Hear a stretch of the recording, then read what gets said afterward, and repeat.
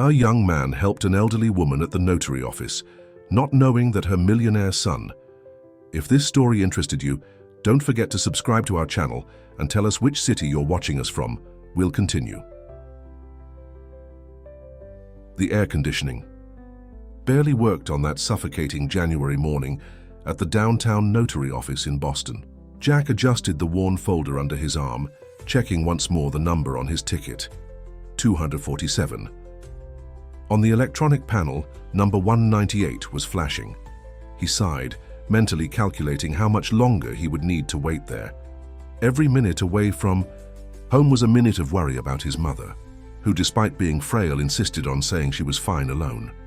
The 23-year-old ran his hand through his dark, disheveled hair, trying to organize his thoughts. The document he needed to authenticate was vital. Without it, he would miss the deadline for the scholarship that could change his life.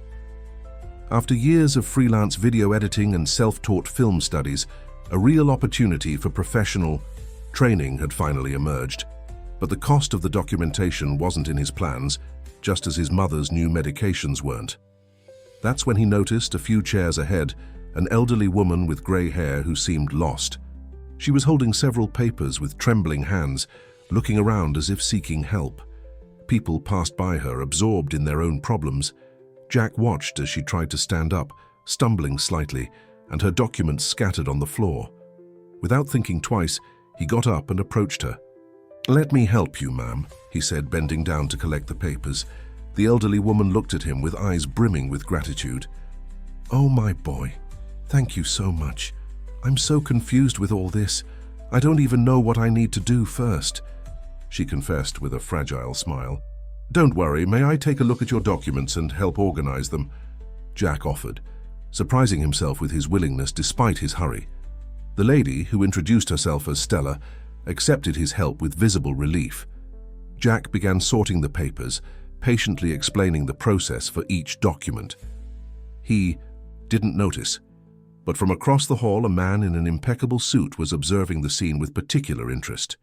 "You're very kind," said Stella, her voice carrying an emotion that Jack couldn't quite decipher. "Nowadays it's rare to find people like you who pause their lives to help a stranger." Jack smiled, thinking of his own mother.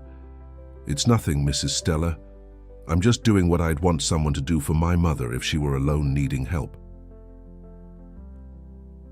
Pas de firm.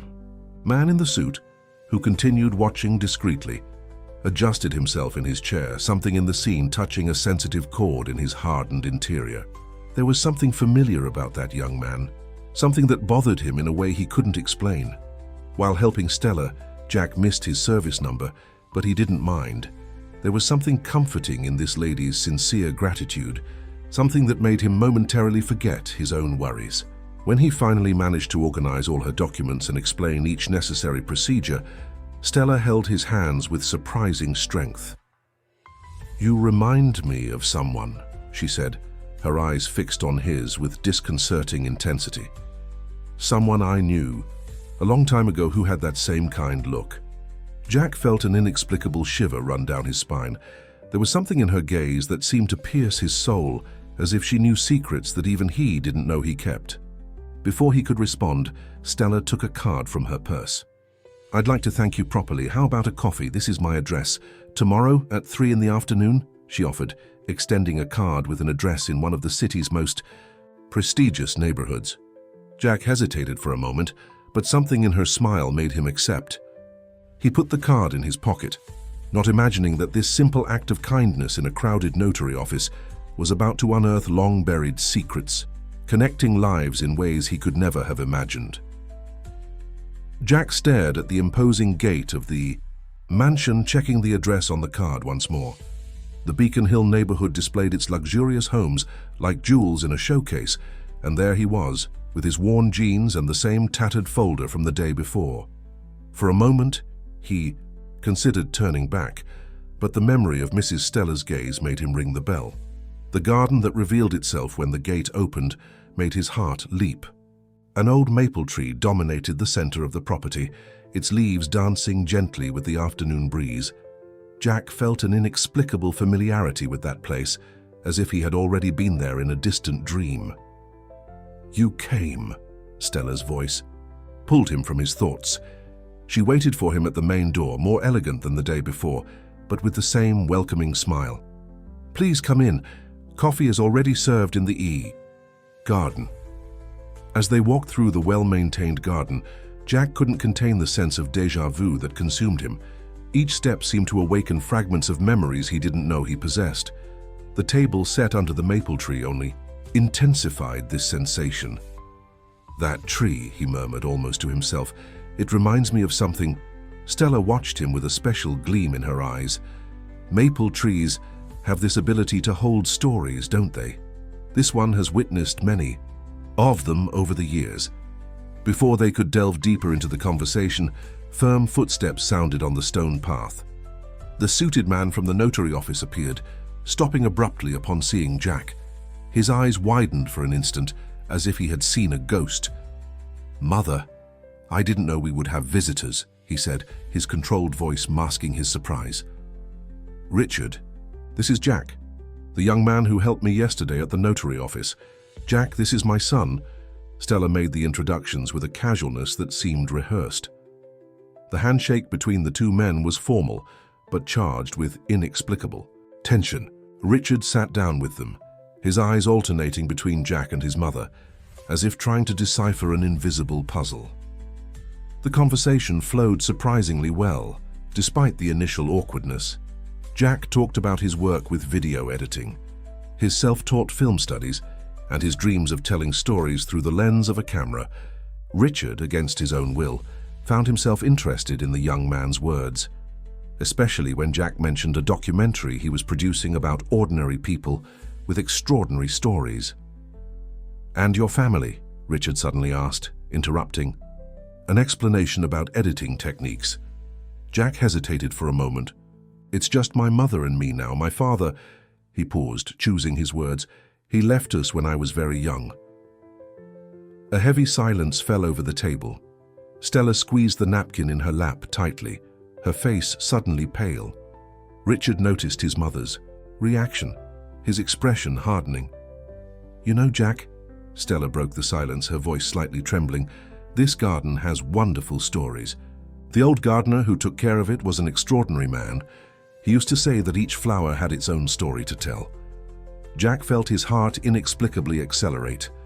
Something in the way she spoke of the gardener touched a deep chord in his memory, like a half-forgotten song that stubbornly refused to fully reveal itself. Richard stood up abruptly. "I need to get back to the office." "It was a pleasure, Jack," he said, his professional voice barely disguising an inner disturbance. When Richard walked away, Stella held Jack's hand across the table. "I'd like you to come more often. This garden, it needs more stories like yours." Jack looked at the maple tree again, its leaves whispering secrets that seemed to want to reveal themselves. Something greater than he could comprehend was beginning there, under that ancient tree that seemed to hold much more than shade in its centuries-old branches. In the small apartment he shared with his mother, Jack was rummaging through an old box of photographs. The visit to the Beacon Hill mansion had awakened in him a restlessness he couldn't name. Among faded portraits and moments frozen in time, he sought answers to questions he didn't yet know how to formulate. "What are you looking for with such concentration?" asked his mother, Helen, from the bedroom door. Even with her health deteriorated, she kept in her eyes that characteristic gleam of someone who holds deep stories. "I'm not sure, Mom," Jack answered, running his hand through his hair in an anxious gesture. "I met a lady yesterday, and today I visited her house. There was something familiar about that place, especially in the garden, as if I had been there before." Helen approached slowly, sitting on the edge of the bed. Her eyes scanned the scattered photographs, pausing for a moment on each one. "Sometimes memory keeps things we don't even imagine," she said, her voice carrying a tone Jack couldn't decipher. That's when he found it. At the bottom of the box, half hidden among other papers, a photograph that made his heart stop for a second. In it, a baby, whom he recognized as himself, was in the arms of a woman who, even younger, was unmistakably Mrs. Stella. "Mom." His voice came out almost as a whisper. "Who is this woman holding me?" Helen took the photo with trembling hands, her eyes filling with unshed tears. "Where were you today, Jack?" she asked, though her tone suggested she already knew the answer. "At the home of a lady named Stella in Beacon Hill. She has a son, a businessman." Jack paused, observing his mother's reaction. "Mum, why do I have a photo in her arms when I was a baby?" Helen stood up with difficulty, walking to the window. Outside, the city continued its frantic pace, oblivious to the drama unfolding in that small apartment. "Your father," she began, her voice choked. "He worked in that house for many years. He was the gardener." The revelation hit Jack like lightning. Suddenly, the sense of familiarity with the garden, the maple tree, everything made sense. But there was still much more to be revealed.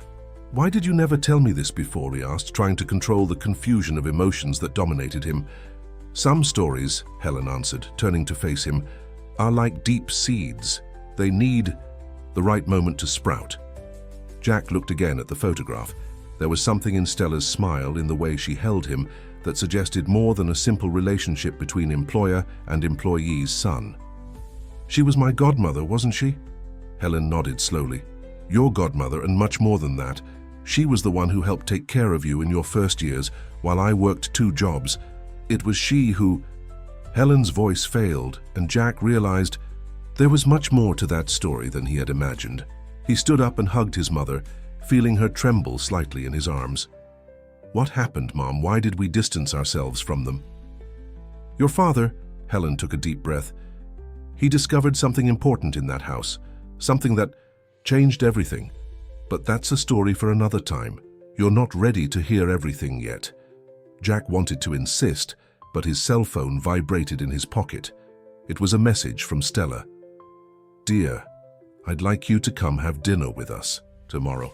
There's much we need to talk about." Looking at the cell phone screen and then at the photograph in his hands, Jack felt he was on the verge of discovering truths that would change his life forever.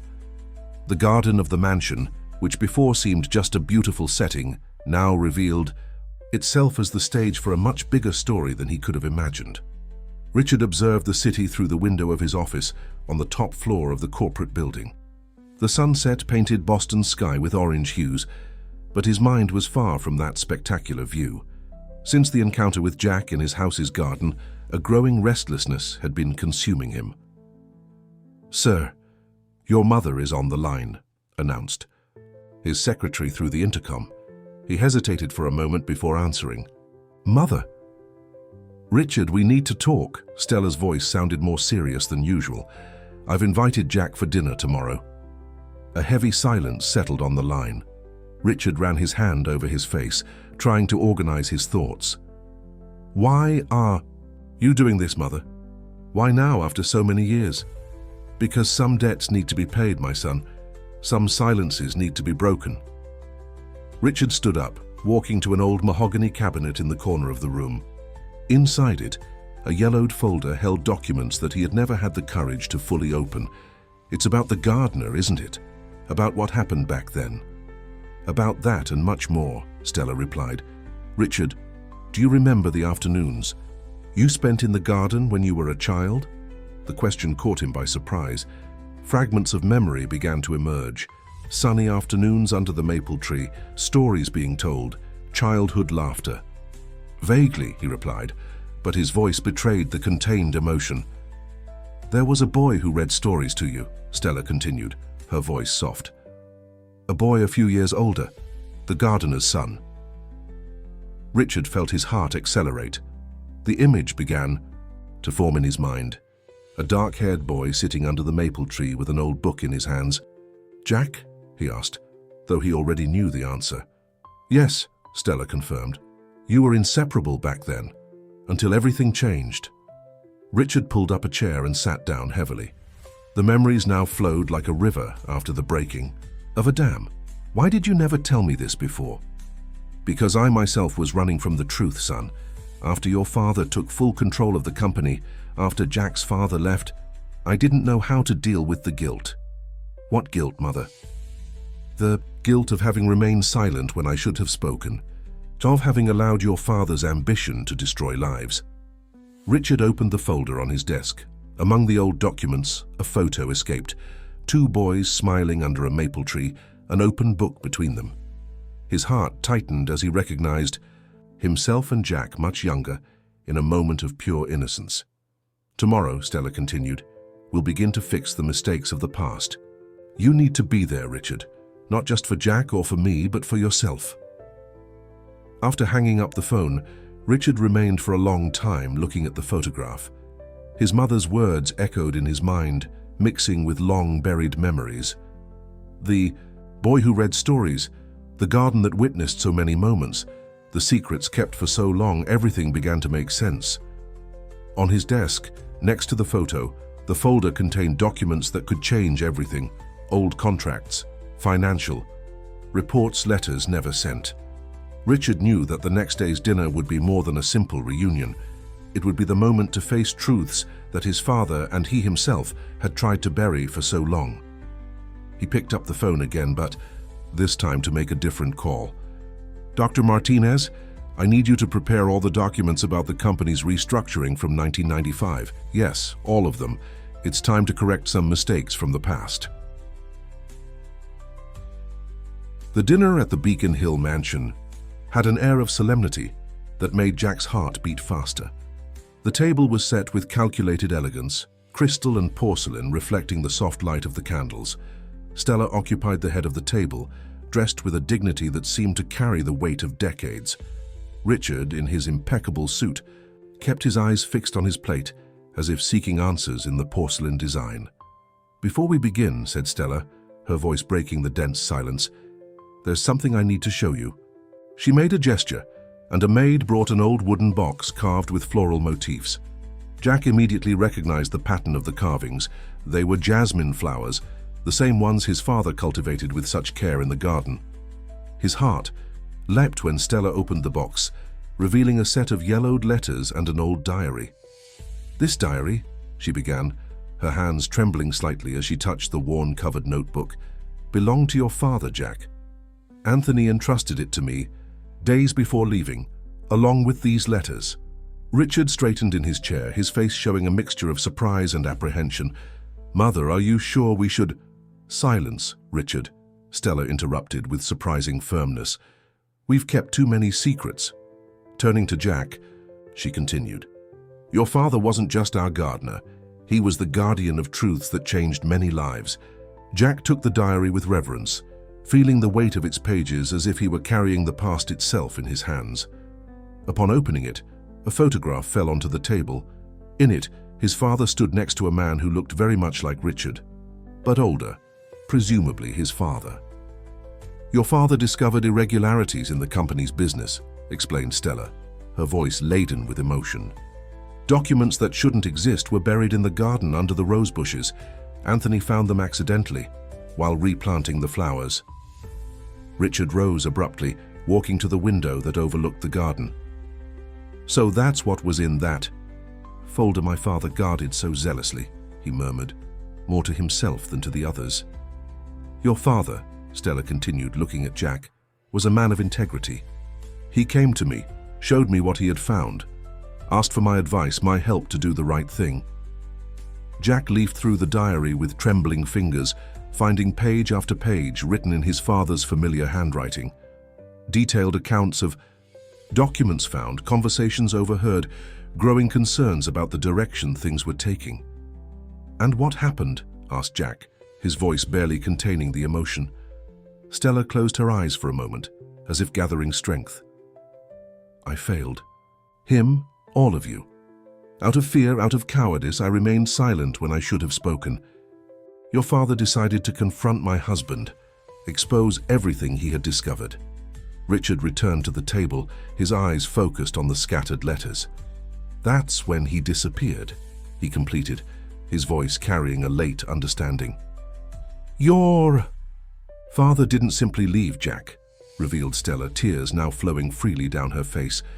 He was forced to go away, threatened, and her voice faltered, I allowed it to happen. Jack felt the world spin around him.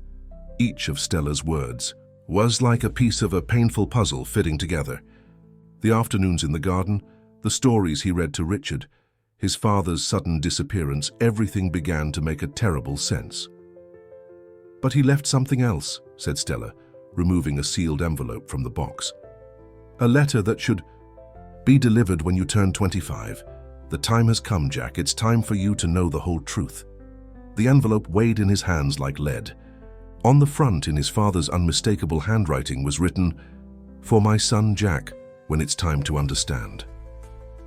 With trembling hands, Jack opened the envelope. The paper had that characteristic smell of time, and the words, written in blue ink, now a bit faded, seemed to pulse before his eyes. His father's voice, absent for so many years, would finally echo through those pages. "My dear son," began the letter, "if you are reading these words, it means that the moment I both feared and at the same time hoped for has arrived.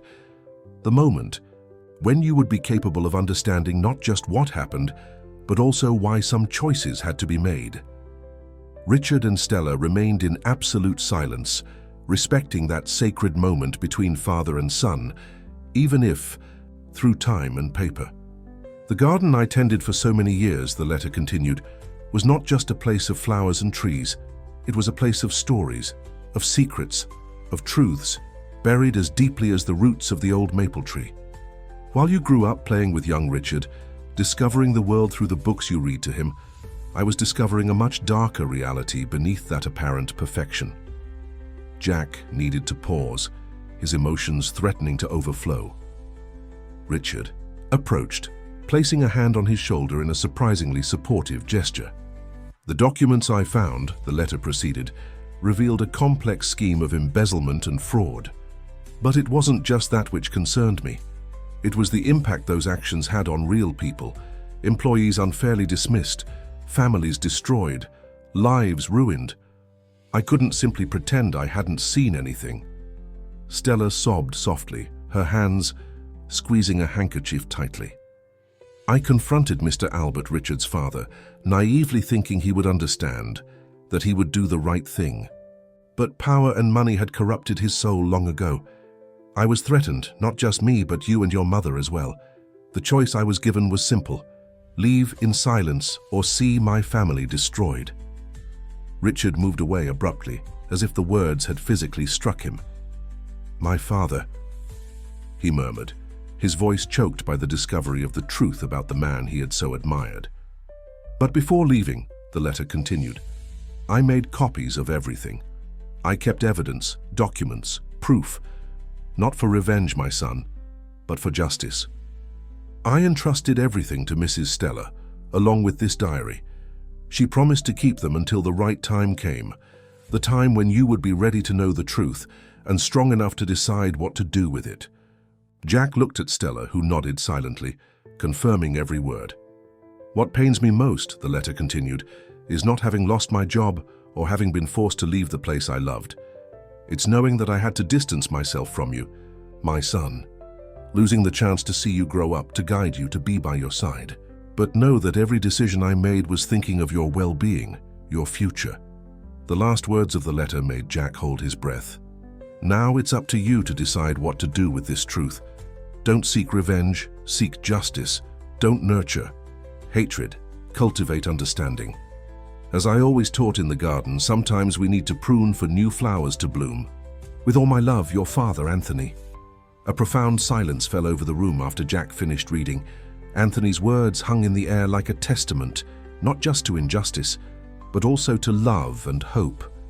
Richard was visibly shaken, his rigid, businessman posture completely undone in the face of the revelations about his father. "There's one more thing," said Stella, removing a final envelope from the box. "These are the proofs your father mentioned. I kept everything exactly as I promised. Now it's up to you two to decide what to do with them." Richard's office seemed smaller that morning, as if the walls were closing in around him. On his desk, the documents Stella had handed over formed a mountain of uncomfortable truths that he could no longer ignore. Each page revealed more details about the actions of his father, Albert, and about the corporate empire he had inherited. A knock on the door interrupted his thoughts. It was Jack, who had requested a formal meeting through his secretary. As he entered, the young man carried his inseparable worn folder and a professional camera hanging around his neck. "Thank you for seeing me," said Jack, his voice carrying a seriousness that Richard had not yet witnessed. "How could I refuse?" replied Richard, indicating the chair in front of him. "After everything we've discovered." Jack placed his camera carefully on the desk. "I'm finalizing a documentary," he began, his eyes fixed on Richard. "About stories of ordinary people who faced corporate injustices. I started this project before knowing about my father, but now you want to include your own story," completed Richard, immediately understanding the implication. "Our story," corrected Jack. "I didn't come here to threaten or blackmail. I came to propose something different." Richard stood up, walking to the window. Down below, the city continued its frantic rhythm, oblivious to the drama unfolding at the top of that corporate building. "What exactly are you proposing?" "A chance for redemption," replied Jack, also standing. "Not just for your family, but for all the people who were harmed by your father's actions. The documents my father left show that many families lost everything." Richard turned to Jack, his expression a mixture of conflict and resolution. "Do you have any idea what you're asking? A complete investigation, restitutions, structural changes in the company? This could shake the entire business group." "And shouldn't it?" questioned Jack, his voice firm but not accusatory. "Your father built this empire on secrets and injustices, but you, Richard, you have the chance to rebuild it on a different foundation." The businessman picked up one of the documents. On his desk, it was a detailed report on employees unfairly dismissed. Among them was Anthony's name, Jack's father, with a handwritten notation by Albert. "Dangerous element, necessary to remove." "You know what's most ironic?" said Richard, his voice trembling slightly. "My happiest childhood memories are of those afternoons in the garden, listening to you read stories. Your father always brought us lemonade, remember? And now I discover that while we were living those moments of innocence, my own father was planning to destroy your family." Jack approached the window, standing next to Richard. "That's why I need to tell this story. Not to expose or destroy, but to heal. To show that it's possible to choose a different path." "How do you manage?" asked Richard, turning to face him. "How do you manage not to feel hatred after everything you've discovered?" "Because my father taught me that hatred is like a weed. If you let it grow, it ends up suffocating everything beautiful in the garden," replied Jack, a sad smile playing on his lips. "Besides, look at us now. Who would have thought that those boys who shared stories under the maple tree would meet again like this?" Richard sat heavily in his chair, the last days of revelations weighing on his shoulders. "What do you need from me for your documentary?" "The truth," Jack answered simply, "and your willingness to do what's right, no matter the cost. You know this is going to create a huge corporate scandal, don't you? Company stocks will plummet, investors will flee, and people who were wronged will finally have their dignity back," completed Jack, "including my mother, who still needs to work 2 jobs to pay for her medical treatments." Richard opened a drawer and withdrew a black folder. "Here's something you need to see," he said, handing it to Jack. "These are the documents I found in my father's private safe. There's more, much more than your father ever discovered." Helen watched through the hospital window while the nurse adjusted her IV. The view wasn't the best, but she could see a small garden where some flowers stubbornly sprouted between the cracks in the concrete. Her thought was interrupted by the arrival of an unexpected visitor, Stella. "May I come in?" asked the elegant lady, standing at the door with an arrangement of jasmine flowers in her hands, the same flowers that Anthony had so loved to cultivate. Helen adjusted herself in the bed, her emotions in conflict at that presence from the past. "After so many years, Stella?" "Too much time," admitted Stella, placing the flowers in a vase near the window. "I came to ask for forgiveness, Helen, for my cowardice, for my silence, for everything you and your family suffered." The nurse discreetly withdrew, leaving the 2 women alone with decades of untold stories hanging between them. "Jack told me about the documents, about Anthony's letter," said Helen, her voice soft but firm. "Why did you keep all this for so long?" Stella sat in the chair beside the bed, her hands intertwined in her lap, showing her anxiety. "Out of fear initially, then out of shame, and finally because I was waiting for the right moment, when Jack would be prepared to deal with the truth and Richard ready to make a difference. "And you think that moment has arrived?" "Look at them, Helen," replied Stella, a soft smile on her lips. "Jack is using his art to give voice to those who were silenced, and Richard, for the first time in his life, is questioning the legacy he inherited." Helen closed her eyes for a moment, remembering simpler times when her husband returned home, smelling of earth and flowers. Anthony always said that the garden had its own time for everything, that there was no use forcing a flower to bloom before its time. "He was a wise man," agreed Stella, tears shining in her eyes. "He knew that the truth, like a well-planted seed, would find its way to the light at the right time." A knock on the door interrupted the conversation. It was Richard, carrying a thick folder of documents. His face showed a determination that very much resembled his father, but there was something different in his eyes, a compassion that Albert had never demonstrated. "Sorry to interrupt," he said, entering the room, "but I thought you needed to know. I just left a meeting with the board of directors. I presented a proposal for a complete restructuring of the company." "What kind of restructuring?" asked Helen, trying to sit up straighter in the bed. "One that begins with the acknowledgement of all past mistakes," replied Richard, opening the folder. "We created a compensation fund for all affected families. We're going to reintegrate unfairly, dismissed employees with all retroactive rights, and—" He paused, looking directly at Helen. "The first case we're going to resolve is yours, Mrs. Helen, including complete coverage of all your medical treatments." Helen brought her hand to... Her mouth moved. Stella stood up and hugged her son, proud of the decision he had made. "There's one more thing," continued Richard. "Jack is documenting the entire process, not just for his film, but to ensure that this story is never forgotten or repeated." "And the board?" asked Stella, concerned about the repercussions. "Some resigned immediately," admitted Richard. "Others threatened lawsuits. But the majority understood that this is the only way to move forward, to transform my father's legacy of destruction into something that really makes a difference." Helen looked at the jasmine flowers in the window, their white petals shining under the afternoon sunlight. "Anthony always said that even the most neglected garden can bloom again, as long as someone has the courage to pull out the weeds and plant new seeds." The morning sun bathed the garden of the Beacon Hill mansion with a different light. Jack adjusted his camera while observing a group of gardeners working on the revitalization of the space. The old maple tree, silent witness to so many stories, seemed more alive than ever, its leaves dancing gently with the breeze. "Is the light coming through well?" asked Richard, approaching with landscaping plans in his hands. He had exchanged his usual suit for a simple shirt and jeans, the sleeves rolled up revealing hands dirty with soil. "Perfectly," replied Jack, adjusting the focus. "I never imagined seeing you like this, you know, with dirt on your hands, planning a garden." Richard smiled, a gesture that was becoming increasingly natural on his face. "Neither did I. But something changed since we began to unearth the truth.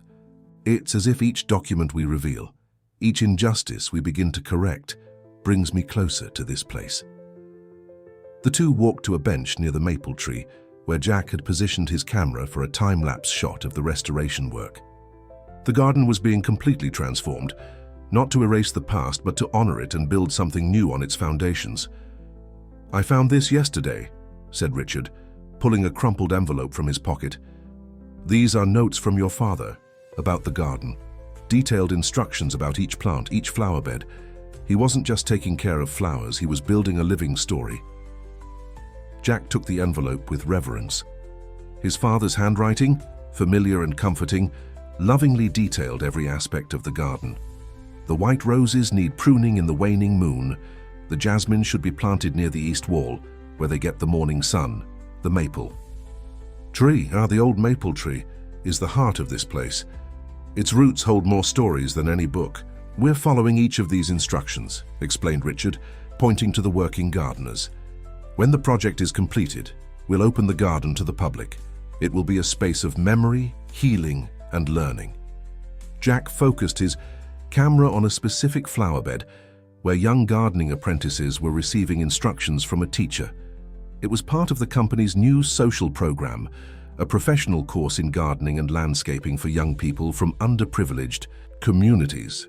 "You know what's most amazing?" continued Richard, observing the apprentices. "Some of these young people are children of former employees who were harmed during my father's time.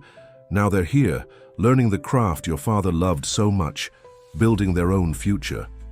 A young woman approached them timidly, carrying a jasmine seedling. "Mr. Richard, we found more of the original flowers from Mr. Anthony. They survived all these years, hidden behind the wall." Richard smiled at the girl. "Plant them carefully, Marina. These flowers are part of our history." Jack captured the moment with his camera. The young apprentice holding the jasmine seedling, Richard's genuine smile, the garden being reborn in the background. It was a scene his father would have loved to witness. "The hearings with the former employees begin next week," commented Richard, turning his attention to Jack. "Each one will have a chance to tell their story, to be heard, and more importantly, to receive the compensation they deserve." "And how is the market reacting?" asked Jack, remembering the initial concerns about the financial impact of the revelations. "Stocks fell at first as expected," admitted Richard, "but something interesting happened. When we announced the restructuring and compensation plan, when we showed that we were committed to transparency and justice, we began to attract a new type of investor, people and companies that value social responsibility and ethical governance." A group of butterflies flew between them, attracted to the new flowers that were beginning to bloom. Jack lowered his camera for a moment, absorbing the symbolism of that scene. "My father always said that a garden is more than plants and flowers," he said, his voice laden with emotion. "It's a place where life finds its own path, where the past and future meet in each new seed that sprouts." In the improvised screening room in the mansion's garden, a large screen had been set up between the branches of the old maple tree. Chairs arranged in a semicircle accommodated a diverse audience. Former employees and their families, company executives, journalists, and curious people who had been attracted by the story that was beginning to circulate in the media. Helen, now recovered and sitting in the front row beside Stella, held a bouquet of jasmine flowers. Her face showed a mixture of anxiety and pride. It was the first public screening of Jack's documentary. "Nervous?" asked Stella, holding her friend's hand. "A little," admitted Helen. "It's as if Anthony is finally having his voice back through our son." The lights dimmed softly, and the first image appeared on the screen. The garden at dawn with the maple tree framed by the golden light of the rising sun. Jack's voice, clear and emotional, began the narration. There are stories that need to be told not to feed resentment but to heal wounds. This is one of them. The story of a garden that kept secrets, of a gardener who planted truths, and of how sometimes we need to return to our roots to find the way forward. The documentary unfolded with sensitivity and strength. It interspersed old images of the garden with moving testimonials from former employees, historical documents, and scenes of the current transformation of the space. Anthony's story was the guiding thread, but it wasn't a narrative of accusation. It was a journey of reconciliation and rebirth. Richard, seated several rows behind, observed the audience's reactions. He saw silent tears, smiles of recognition, expressions of understanding. At a particularly touching moment, when the camera focused on Anthony's gardening notes, he heard contained sobs around him. On screen, a sequence showed the garden restoration process, with young apprentices working alongside experienced gardeners. Jack's voice explained, "Each flower we plant here carries a story. Each renewed flower bed is a chance for a new beginning. This is no longer just a garden. It's a living monument to the possibility of transformation." Stella appeared in her testimony, speaking publicly for the first time about her role in the story. "I kept those documents for years, carrying the weight of silence, but I learned that some truths are like seeds. They need the right time to germinate." The documentary reached its most impactful moment, the reading of Anthony's letter done by Jack, while images of the restored garden succeeded one another on the screen. The gardener's words of forgiveness and hope echoed in the space, touching, each person present in a unique way. When the lights came on, there was a moment of reverent silence before the applause began. It was applause that carried more than approval. It carried recognition, gratitude, collective catharsis. Richard stood up and walked to the center, next to Jack. His voice, when he spoke, was choked with emotion. This documentary is not just about the past. It's about the future we choose to build. From today, this garden is officially open to the public, not just as a space of beauty, but as a place of memory and learning. Jack added, and as my father always said, a garden is never really finished. It grows, changes, transforms, like us. Helen and Stella embraced. Decades of distance finally dissolved in tears of reconciliation. Around them, people began to stand up, to talk, to share their own stories. The garden, silent witness to so much suffering in the past, now became a stage for healing and renewal. A gentle breeze swayed the branches of the maple tree, making some leaves dance in the air. For those who paid attention, it was almost possible to hear in that whisper the words so often repeated by Anthony. In the garden, every story has a chance to bloom again. News of the documentary screening in the Beacon Hill Garden spread quickly through the media. Jack observed, both surprised and apprehensive, the headlines appearing on major news portals. Heir to business empire reveals dark past and promotes transformation. Documentary exposes injustices and promotes reconciliation in the corporate world. In his small editing office, now installed in a room provided by Richard in the mansion itself, Jack reviewed the hundreds of messages he had received. They were similar stories from across the country, people who identified with his narrative, who also sought justice and reconciliation in their own lives. "You've created a movement without meaning to," said Richard, entering the room with 2 cups of coffee. It had become a habit between them to share coffee on work afternoons. "It wasn't just me," replied Jack, accepting the cup. "It was all those people who had the courage to tell their stories. It was you making the decision to do what's right." Richard sat in an armchair near the window, from where he could see the garden. A school was visiting the space at that moment. Children ran between the flower beds, learning about plants and stories of overcoming. "I received an interesting proposal today," commented Richard. "A university wants to transform our initiative into a case study. They want to show how a company can recognize its mistakes and transform itself." Jack smiled, remembering something. "You know what my father wrote on one of the pages of the diary? The greatest transformations begin with small acts of courage." A knock on the door interrupted the conversation.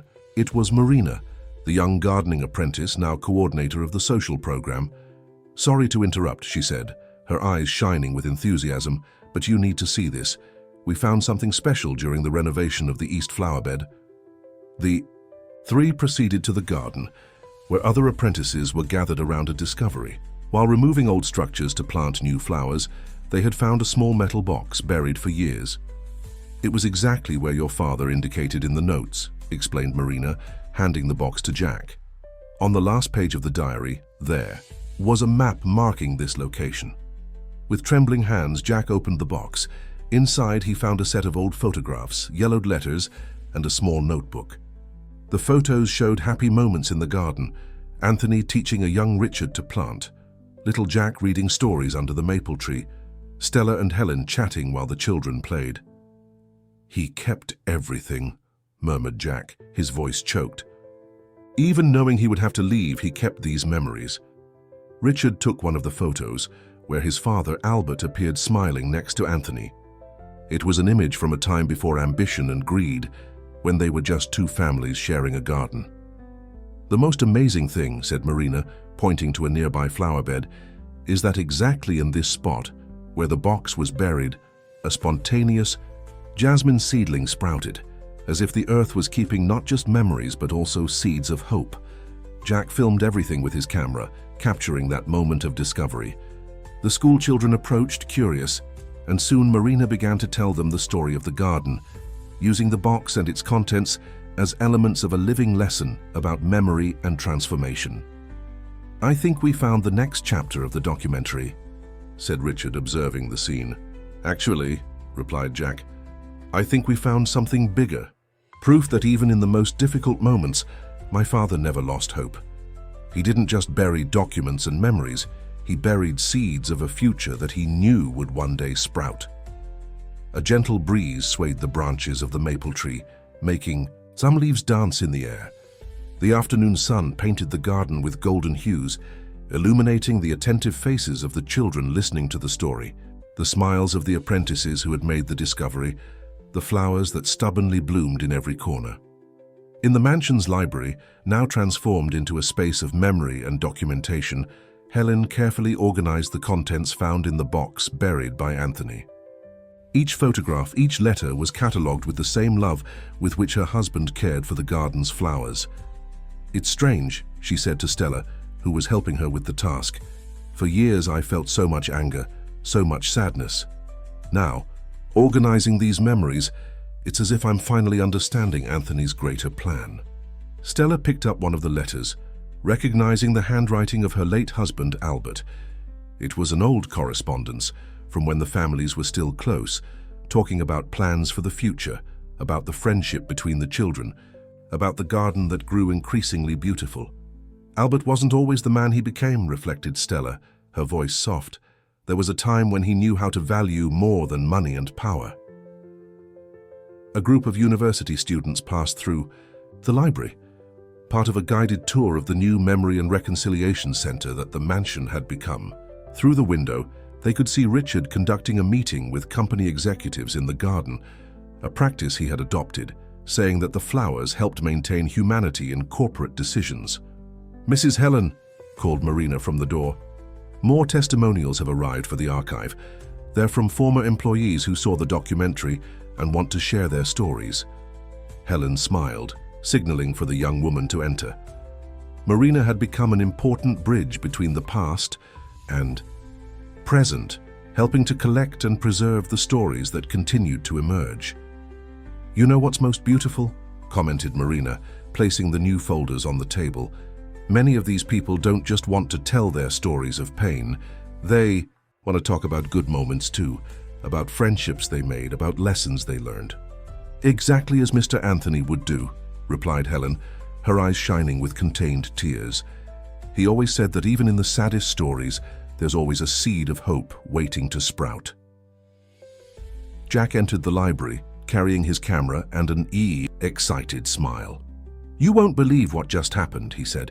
"An international television network wants to make a series about our story, not just about the documentary, but about the entire transformation process." "And will you accept?" asked Stella, noticing a certain hesitation in his voice. "Only if we can tell the story our way," replied Jack. "I don't want it to be just about corporate scandals or injustices. I want to show how it's possible to transform pain into healing, how it's possible to build something new without denying the past." Helen stood up and walked to the window, observing the movement in the garden. Groups of people strolled through the flower beds, some taking photos, others simply contemplating the beauty of the flowers. Near the maple tree, a group of children participated in a gardening workshop. "Your father always knew this moment would come," she said, her voice laden with emotion. "That's why he kept everything with such care. They weren't just evidence of injustices, they were seeds of transformation. And look what sprouted from them," completed Stella, joining her at the window. "A garden that now belongs to everyone, stories that heal, people who reconnect." Marina, who had grown up hearing stories about the old gardener, picked up one of the new testimonials. "There's a phrase here that I think you need to hear," she said, reading aloud. "What I learned from this story is that it's never too late to do the right thing, to rebuild bridges, to allow new flowers to bloom in ancient soil." Jack discreetly filmed the scene, his mother and Stella side by side at the window, Marina reading the testimonials, the garden flourishing outside. It was another moment for his archive of memories, another chapter in the never-ending story of transformation and hope. "You know what's most incredible?" he said, lowering the camera. "Each person who visits the garden, who hears our story, takes a seed with them. And these seeds are sprouting in other places, creating their own gardens of reconciliation." The news arrived on a spring morning. Jack's documentary had been selected for an important international film festival. The email from the curators highlighted not only the technical quality of the work, but mainly its social impact and ability to inspire change. "It's an incredible opportunity," said Richard, as they walked through the garden discussing the news. "Imagine how many other companies, how many other families can be inspired by this story." Jack seemed thoughtful, his camera hanging around his neck as always. "You know what's most interesting? They want me to make a continuation, not just about our story, but about other stories of transformation that began after the documentary was shown." Marina approached running, interrupting the conversation. "Jack, Richard, you need to see this," she exclaimed, extending a tablet with various social media notifications. "The video we made about the gardening program has gone viral." On the tablet, dozens of comments and shares showed how the initiative had touched people. Companies from different states expressed interest in replicating the program, creating their own gardens of reconciliation, establishing similar social projects. "That's exactly what I want to talk about in the new documentary," said Jack, his eyes shining with enthusiasm. "About how a story of transformation can inspire other transformations." Richard smiled, remembering something. Yesterday, during the board meeting, one of the new directors said something interesting. He said that our company is no longer just a business. It's a case study on how corporate power can be used to repair injustices and create positive impact. The sound of animated voices caught their attention. A group of visitors was approaching, guided by Helen, who now coordinated visits to the memory center. Among them were executives from other companies, university students, and even a group of foreign business people. "Each person who passes through that gate," said Helen, joining them after directing the group, "takes with them more than a story. They take an inspiration, a possibility for change." Jack turned on his camera, capturing the moment. The garden was especially beautiful that morning. The flowers his father had loved so much in full bloom, the new seedlings planted by the apprentices beginning to sprout, the majestic old maple tree witnessing another chapter of that constantly evolving story. "I received an interesting letter today," commented Helen, removing an envelope from her purse.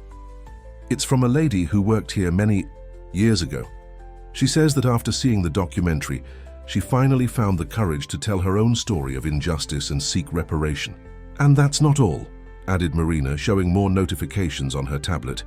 "Several companies are contacting us to learn how to implement historical reparation programs. Some have already started creating their own compensation funds." Richard picked up one of the jasmine seedlings that was being prepared for planting.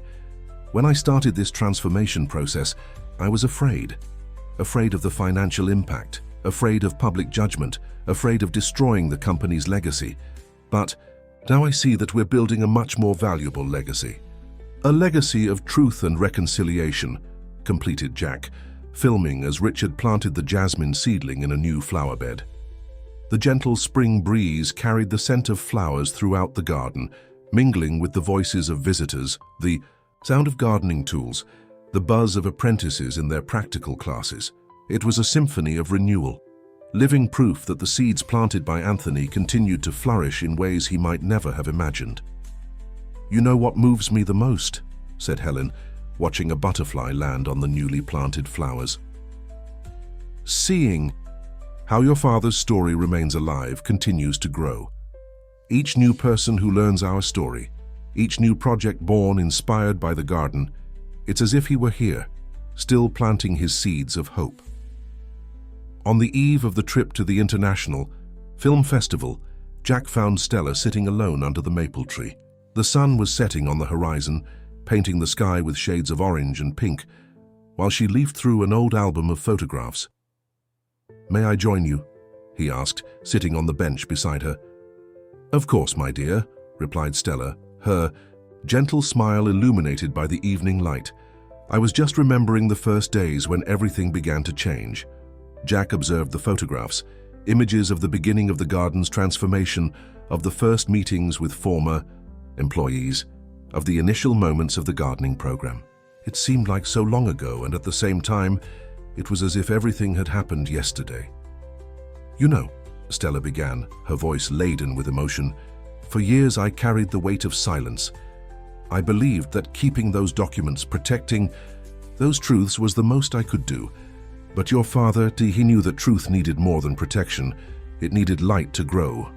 Like the flowers in the garden, completed Jack, smiling. Exactly, she nodded. And look what happened when we finally let the truth come to light. It wasn't just about exposing injustices or seeking reparation. It was about transforming pain into hope, silence into dialogue, fear into possibility. The sound of children's laughter caught their attention. A group of children from the neighboring community was participating in an environmental education class, part of the new social programs developed by the company. Their cheerful voices mingled with the sounds of birds beginning to retreat for the night. Richard told me about the new projects, said Jack. The expansion of the gardening program, the professional courses, the support fund for small entrepreneurs. Your father would be proud, interrupted Stella, holding Jack's hand. Not just of you, but of all of us, of how we transformed his struggle into something greater than ourselves. At that moment, Helen and Richard approached, bringing a surprise. Very small jasmine seedling in a decorated pot. For you to take to the festival, explained Helen. It's a direct descendant of the plants your father cultivated, so that a little piece of our garden can inspire other gardens around the world. Jack took the pot carefully, feeling the sweet scent of the flowers.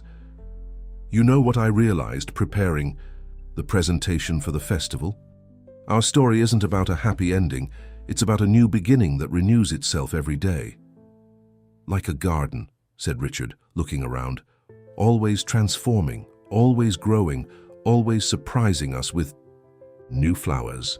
Twilight advanced, enveloping the garden in a golden light. The shadows lengthened, but instead of darkening the environment, they seemed only to add more depth and mystery to the beauty of the place. Tomorrow, continued Jack, when I go up, on that festival stage, I won't just tell our story. I'll tell the story of how a garden can be more than a space of flowers. It can be a space of transformation, of healing, of new beginnings. And of how sometimes, completed Helen, we need to lose something precious for something even more precious to be born. The first stars were beginning to appear in the sky when they finally stood up. The garden, silent and majestic, seemed to embrace that moment of farewell and promise. The maple tree, witness to so many stories, gently swayed its branches, as if blessing the new journey that was about to begin. The auditorium of the International Film Festival was packed. Jack, standing on the stage after the screening of his documentary, observed the audience in absolute silence. That kind of silence that only happens when a story deeply touches people. Beside him, the small jasmine seedling in its decorated pot discreetly perfumed the environment. What you've just watched, he began, his voice firm despite the emotion, is not just the story of a garden in Boston, Massachusetts. It's a story about how truth, when it finally comes to light, has the power to transform not just a space but an entire community. In the front row, Richard and Helen watched proudly. They had insisted on being present at this crucial moment, representing all those who were part of this journey of transformation. A woman in the audience raised her hand. I'm the director of a foundation in South Africa, she said, her voice choked. Your story reminded me very much of our own reconciliation process. How can we implement something similar? Before Jack could answer, Richard stood up. If I may, he said, walking to the stage. As a businessman who has gone through this transformation, I can say that the first step is being truly willing to face the past, no matter how painful it may be. The discussion that followed went far beyond the traditional format of questions and answers. Executives from different countries shared similar experiences. Activists suggested collaborations. Educators proposed exchange programs. The most extraordinary thing, commented a film critic present, is how such a local story manages to be so universal. Each culture has its secret gardens, its buried truths waiting to sprout. Jack took out his phone and showed live images of the garden in Boston, where Marina was conducting another class in the gardening program. At this very moment, he explained, dozens of young people are learning not just about plants, but about social transformation, about how small actions can generate big changes. A Japanese businesswoman spoke up. In my country, we have a concept called kintsugi, the art of repairing broken objects with gold, making them even more beautiful. Your story made me think of this, how you transformed scars into something precious. Helen, who had remained silent until then, stood up. My husband, the gardener who started all this, always said that each flower has its story to tell. What we didn't imagine is that these stories could travel so far. An independent film. Producer proposed creating an international network of documentaries about social transformation. We can use your story as a model, inspiring other communities to face their own painful pasts. And not just communities, added Richard. Companies, institutions, governments, all have their secret gardens waiting to be renewed. At the end of the session, as people approached to talk and exchange contacts, Jack noticed something extraordinary. Several people had tears in their eyes, but also smiles on their faces. It was the same expression he saw in visitors to the garden in Boston. That exact moment when the pain of the past begins to transform into hope for the future. "Look at this," said Helen, showing her cell phone to Jack. It was a message from Marina. The garden had received its first international delegation that day, a group of business people and social activists who wanted to learn from the American experience. "You know what's most incredible?" commented Richard, joining them. "Each person who leaves this auditorium today will take a seed with them, and just like your father's flowers, these seeds will find fertile soil in places we can't even imagine." Jack looked at the jasmine seedling on the stage, its small white flowers shining under the auditorium lights. It was as if his father were there, witnessing how his dedication to the garden had transformed into something much greater than all of them. Back in the United States, the garden of the Beacon Hill mansion bustled with new energy. The international success of the documentary had brought a wave of visitors, researchers, and curious people from all corners of the world. But for Jack, the most important happened in the small moments, in the individual stories that continued to sprout. "Look at this," said Marina, showing a notebook full of notes. "Each apprentice in the gardening program is developing their own community transformation project. It's as if each of them is taking a little piece of the garden to their own neighborhoods." Jack filmed while she explained the projects: community gardens in underprivileged areas, environmental education programs in public schools, beautification initiatives in abandoned squares.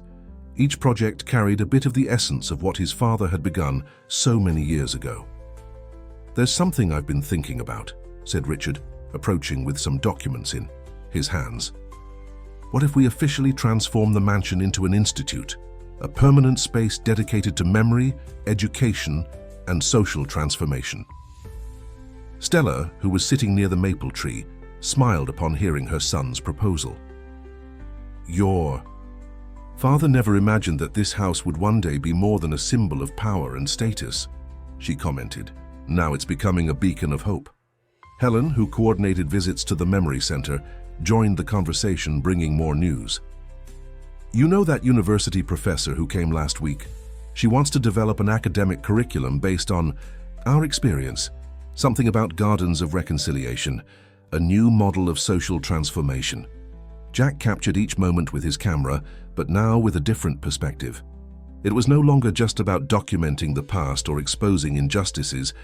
It was about recording the birth of something new, something that grew and multiplied in surprising ways. "I received an interesting email today," commented Richard. "A large international corporation wants to implement a program similar to ours, not just the compensation fund, but the whole concept of transforming corporate spaces into centers of memory and learning." "And that's not all," added Marina, her eyes shining with enthusiasm. 3 of our apprentices were invited to help implement similar projects in other states. It's as if we were creating a network of gardens of reconciliation. A gentle breeze swayed the leaves of the maple tree, bringing the scent of the jasmine that bloomed in abundance. Jack closed his eyes for a moment, remembering his father's words in the diary. "A garden is never really finished. It's always transforming, always growing, always surprising us." "You know what's most beautiful in all this?" said Helen, observing a group of children participating in a planting workshop. Each person who passes through here takes with them not just knowledge or inspiration, but a deep understanding of how transformation is possible. And each one adds something new to the story, completed Stella.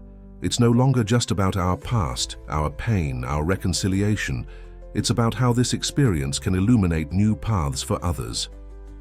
Jack focused his camera on a particular scene, one of the youngest apprentices explaining to a group of executives how a simple plant seedling could symbolize a new beginning. The boy spoke with the same passion and wisdom that Jack remembered, seeing in his father. The garden, he said, lowering the camera, continues to teach us. Each day brings a new lesson, a new possibility, a new story to tell. Richard placed his hand on Jack's shoulder. And each story we tell is like a new seed planted. We never know exactly where or how it will bloom, but we know it will. The sun had barely risen when Jack arrived at the garden on that special morning. It was the day of the official inauguration of the Gardens of Reconciliation Institute, and he wanted to capture the first rays of light touching the flowers his father had loved so much. The old maple tree, as always, seemed more majestic at dawn. "I knew I'd find you here," said Helen, approaching with 2 cups of coffee. She wore an elegant blue outfit, prepared for the day's ceremonies. "I wanted to film the garden like this, peaceful before the bustle began," replied Jack, adjusting his camera. "Dad always said that the garden reveals its greatest secrets." At dawn, the first staff members were beginning to arrive, preparing everything for the event. Marina coordinated a team of young gardeners, all wearing uniforms with the Institute's new logo, a stylized maple tree with roots that transformed into intertwined hands. "It's amazing how everything has changed," commented Richard, who joined, them carrying a folder with the Institute's official documents. "A year ago, this place was just a symbol of corporate power. Now it's a symbol of transformation," completed Stella, approaching the group. She seemed especially emotional that morning. "And to think that everything began with an apparently casual encounter at a notary office." Jack smiled, remembering, that day. "Nothing was casual, was it, Mrs. Stella? You had it all planned." "Not planned," she gently corrected. "Let's say I had hope. Hope that the right moment had finally arrived." The garden began to come alive with the arrival of the first guests. Representatives from companies, social activists, educators, journalists, all attracted by the story of transformation that this space represented. "Look who's arrived," pointed Marina, indicating a group that was approaching. They were the first beneficiaries of the historical reparation program, now returning as mentors for the new generations of apprentices. Among them was Mr. Joe, a former employee who had worked with Anthony in the garden. His eyes shone as he recognized the old rose bushes, now blooming more beautifully than ever. "Mr. Anthony would be so proud," he said, his voice choked. "Not just of the flowers, but of seeing how his seeds of justice have finally sprouted." Richard, who in recent months had transformed as much as the garden itself, approached the former employee. "Could you help us tell more stories about that time? About what it was like to work here with Jack's father?" "With great pleasure," replied Mr. Joe, looking around with affection. "Each flower bed has a story. Each flower holds a memory." Jack filmed each moment, each reunion, each emotional embrace. His camera captured not just images, but the essence of a transformation that went far beyond the visible. "Have you seen the numbers from the latest report?"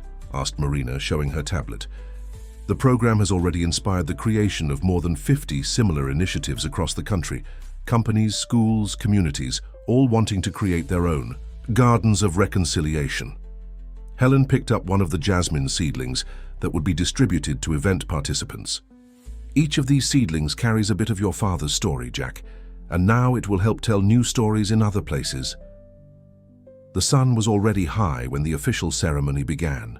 The garden, completely renovated but maintaining its original essence, welcomed hundreds of people. Under the maple tree where so many stories had begun, a plaque would be unveiled.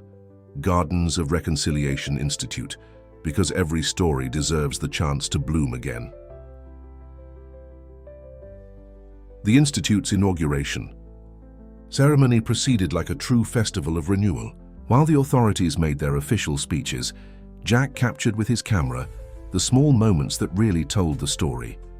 His mother's proud smile, the silent tears of former employees reuniting with old colleagues, the gleam in the young apprentice's eyes. "This is not just a space of memory," declared Richard in his speech. "It's a living laboratory of social transformation. Each flower that blooms here is a testimony that it's possible to transform pain into hope, silence into dialogue, past into future." Among the guests was an international delegation, business people, activists, and educators who had learned about the story through Jack's documentary and now came seeking inspiration for their own reconciliation projects. "The most fascinating thing," commented a French sociologist, "is how you manage to transform a private space, symbol of power and exclusion, into a center of inclusion and social transformation." Marina guided a group of visitors through the garden, explaining each project in development. "Here," she said, indicating a new flower bed, "we're developing an urban agriculture program with public schools. The children learn about sustainability, healthy eating, and most importantly, about how small actions can transform a community." Helen and Stella, now inseparable, coordinated the Oral Memory Center, collecting and preserving stories that continued to emerge. "Each person who passes through that door," explained Helen, "brings with them a piece of the puzzle of our collective history." Jack filmed everything, but in a different way now. He was no longer just a documentarian recording events. He was a guardian of memories, a storyteller of tales that multiplied and transformed each day. "You know what moves me the most?" he said to Richard, while they filmed a group of children planting flower seedlings. "Seeing how my father's story remains alive, continues to grow. Each new person who learns our story, each new project born inspired by the garden, it's as if he were here, still planting his seeds of hope." A particularly touching moment occurred when Mr. Joe, Anthony's old colleague, gathered all the apprentices under the maple tree to tell stories from the garden's early days. "Mr. Anthony always said," he recalled, "that a garden is like life. It needs daily care, patience, and above all, love." Richard, who observed the scene, commented softly, "It's amazing how a space can hold so many layers of stories. Every corner of this garden has something to teach us. And the most beautiful thing," completed Stella, "is that these stories continue to multiply. Each person who passes through here takes a bit of this transformation with them and plants it elsewhere." At the end of the day, when most guests had already departed, Jack found his mother sitting on the same bench where he used to read stories to Richard when they were children. Helen held one of the jasmine seedlings that would be distributed in the Institute's extension program. "Your father always said," she commented, caressing the small white flowers, "that a garden is never really finished. It grows, changes, transforms, like us." Jack sat beside her, his camera finally at rest. The sun was setting on the horizon, painting the sky with shades of orange and pink, while the first stars began to appear. "I think I finally understood," he said, looking at the garden that now belonged to everyone. "We're not just telling a story or correcting past injustices, we're cultivating a new kind of future, one seed at a time." The evening breeze carried the scent of jasmine mixed with the voices of the last visitors and the sound of tools being put away. The garden, silent witness to so many transformations, seemed to whisper its own stories through the gentle movement of the maple tree's leaves. A year had passed since the Institute's inauguration. The garden, more exuberant than ever, welcomed a special celebration, the premiere of Jack's new documentary, Gardens of Reconciliation, Seeds Across the World. A large screen had been set up under the maple tree, like that first screening that had changed so many lives. "I can't believe how much everything has changed," said Helen, helping to arrange chairs for the guests. The Memory Center, which she coordinated, had become an international reference in documentation of social transformation stories. Marina, now director of the Institute's educational program, guided a team of young people who had graduated from the first class of the gardening course. They prepared small pots with different flower seedlings, each symbolizing one of the stories that would be told in the documentary. "Each seedling has a special tag," she explained, showing the pots to Jack. with a QR code that leads to an online story bank. This way, people can continue discovering new narratives even after they return home. Richard arrived bringing more news. I just left a video conference with representatives from 5 countries. All want to implement programs similar to ours. The Institute's model is really becoming a global reference. Stella, who observed everything with moist eyes, held a precious object. Anthony's original diary, now part of the Memory Center's permanent collection. Your father dreamed of a garden that could nourish more than the body, that could nourish the soul. And look what that dream has become. The guests began to arrive. Representatives from other reconciliation projects, journalists, researchers, and mainly ordinary people whose lives had been touched by the initiative, each brought their own story of transformation. "See who's arrived," pointed Marina, indicating a special group. They were representatives from indigenous communities and rural settlements who had been inspired by the project to create their own memory and reconciliation centers. Jack circulated among the guests with his inseparable camera, capturing not just images, but the essence of each encounter, each embrace, each smile of recognition. The garden once again transformed into a stage for reunions and renewal. "There's something special I want to show before the screening," said Richard, leading the group to a newly inaugurated area of the garden. It was a circular space with benches arranged in a spiral form, surrounded by different species of flowers. "This is the Garden of Stories," he explained. "Each flower species here represents a transformation project that was born inspired by our experience. And in the center," he paused, emotional, "we planted a new maple tree, a direct descendant of our old maple." Helen approached her son, who was filming the scene with tears in his eyes. "Your father always said that a garden is a living book, where each flower tells a story. Now look how many stories we're helping to bloom." The sun was beginning to set when everyone took their places for the screening. The new documentary wasn't just a continuation of the first, it was a celebration of how a single story of transformation could inspire thousands of others. On screen, images of gardens of reconciliation sprouting in different parts of the world, mingled with moving testimonials and scenes of social transformation. Each project, unique in its essence, carried a bit of the original garden spirit. "The most beautiful thing," commented Stella to Helen during the screening, "is seeing how each place found its own way to make reconciliation flourish. Some with physical gardens, others with social projects, but all connected by this desire to transform pain into hope."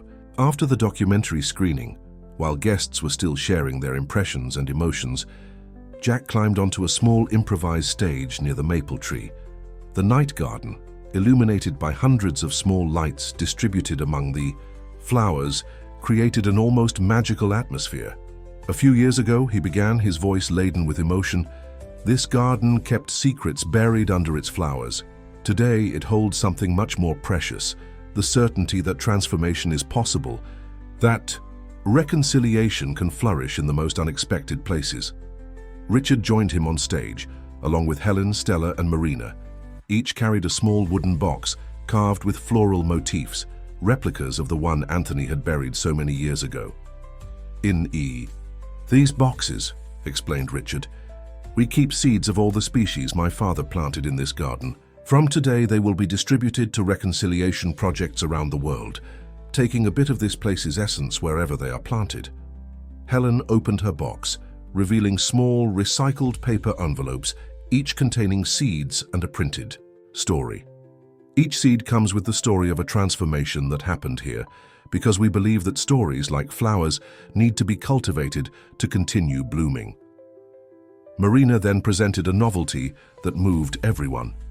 "Today, we're launching an international exchange program. Young people from different countries will come to learn with us and take this knowledge to their communities. The garden will always be a space of learning and renewal." Stella, who for so long had kept the secrets that allowed this transformation, had tears in her eyes when she spoke. "When I handed those documents to Jack, I had hoped to correct past mistakes. But what happened was much greater. We created a healing movement that continues to grow each day." Jack turned on his camera one last time, capturing the moment when hundreds of paper lanterns were released into the sky, each carrying a wish for transformation written by those present. The night garden was illuminated with the soft light of the rising lanterns, while the scent of jasmine filled the air.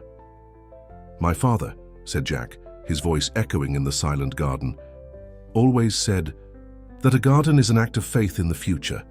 We plant today what others will harvest tomorrow." And look how many different harvests were born from those first seeds he planted. Richard, who had traveled an extraordinary journey of personal transformation, completed, "This garden taught us that true change begins when we have the courage to look honestly at our past and choose a different path for the future." Helen approached her son, bringing something special. The last jasmine pot that Anthony had planted, now blooming more beautifully than ever. "Your father is present in every flower that blooms here, in every story we help tell, in every life we touch." The lanterns in the sky now formed a constellation of hope, their reflections dancing on the leaves of the maple tree that had witnessed all that transformation. The garden, more alive and meaningful than ever, continued its mission of cultivating not just flowers, but possibilities for a more just and reconciled world. "And so," concluded Jack, looking at the hundreds of illuminated faces around him, "our story